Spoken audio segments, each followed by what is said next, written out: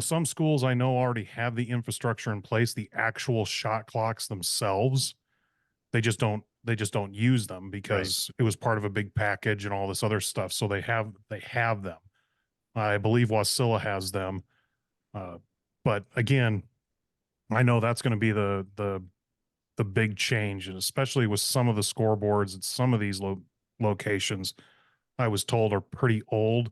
So does a shot clock work with that scoreboard? But then there's some more portable ones and all that kind of stuff. So some of that Mm. stuff was discussed, and I'm sure at uh, happening actually this coming weekend in I can't remember where, but the National Athletic Directors Conference is going on. So I guarantee you some of the Alaska contingent that are going to be talking to some of the vendors down there about shot clocks. So maybe they'll have some more answers and maybe they can find some deals for the schools or something. So I'm sure that they'll all be visited. That's for sure.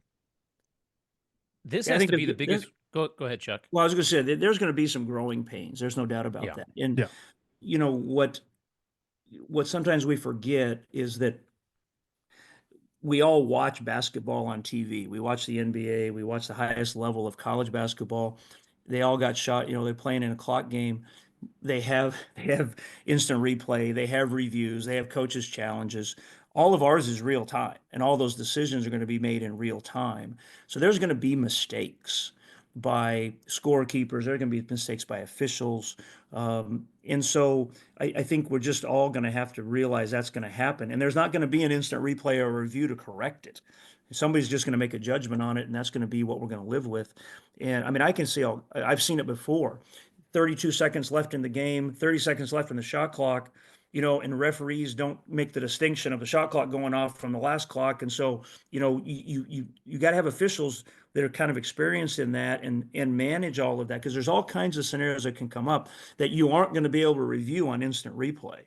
And I think for us to watch a lot of basketball on TV, that becomes obvious, but it only becomes obvious because we get to replay it. Right. And Right. officials can make decisions based on replays. We won't have that. This has to be the biggest rule change in high school basketball here in the state of Alaska since what, the 3-point line? Like, I mean, It's pretty come big. on.